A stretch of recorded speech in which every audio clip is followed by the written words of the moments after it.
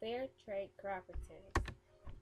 What is fair trade is a movement working to ensure that producers in poor countries receive a greater percentage of the price paid by consumers for their products. Trade help it how does basically allows farmers to afford bare necessities before they didn't even have the opportunity. It allows them to access health care. They are able to send their kids to school, and before they didn't even have schools to send their kids, or they just didn't have the money to send them. It helps them to grow and develop their businesses. Space outside of harvest seasons, farmers need money. So basically, the downtime of farmers aren't harvesting anything, and they were before fair trade they didn't have money to live off of. But now fair trade creates this thing where they get loans, and they are able to live off that in the harvest. In the downtime. Low prices that does not cover inflation. Basically, they were not even awarded enough money to produce more items. And they had expensive family costs such as tools, fertilizers, medicines, food, and clothing. They had the lack of education just because they didn't have the money to send them, or they didn't have schools once again. And child labor, because either they didn't have the money to afford home supplies and they needed their child out there working, or they just didn't have nothing for their child to do. They were working long hours for low wage, basically working 18 to 24 hours and still isn't making enough to feed their family.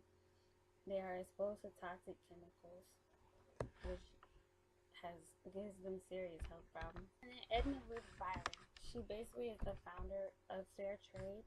She was visiting Puerto Rico in 1946 when she stopped in on a sewing class and realized how talented these women were and how good their products were. And she just decided that she felt so bad for them that they were living in poverty for such hard work that she would bring some of their work back to the U.S.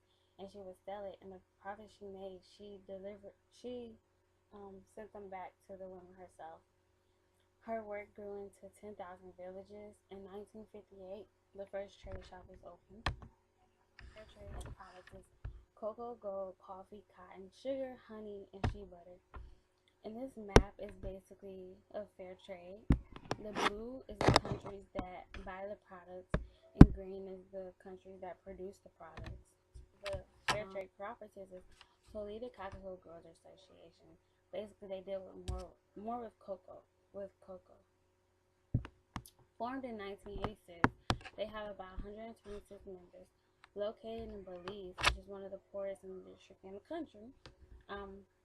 Largest population of Mayan people. Belize is known to be central for agriculture, and the crops located in Belize are bananas, sugar, rice, honey, and timber.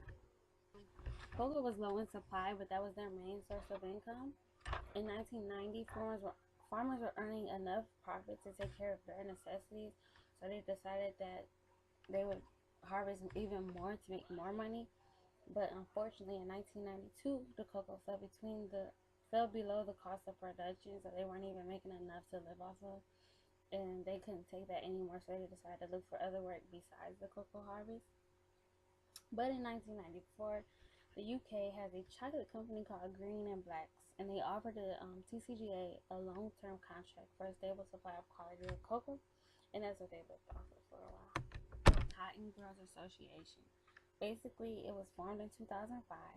It is located in India. It works with more than 20,000 farmers, and the fair trade minimum price for seed cotton was 46 cents per kilogram for organic, and for conventional, it was 38 cents kilogram. For short-term loans, funds for medical costs, construction for kitchens and cleaning running water for village schools, reconstruction of degraded farmlands, farmer education and training programs, veterinary checks for farm animals, provision of community hall for village meetings, weddings, and other social events. And these are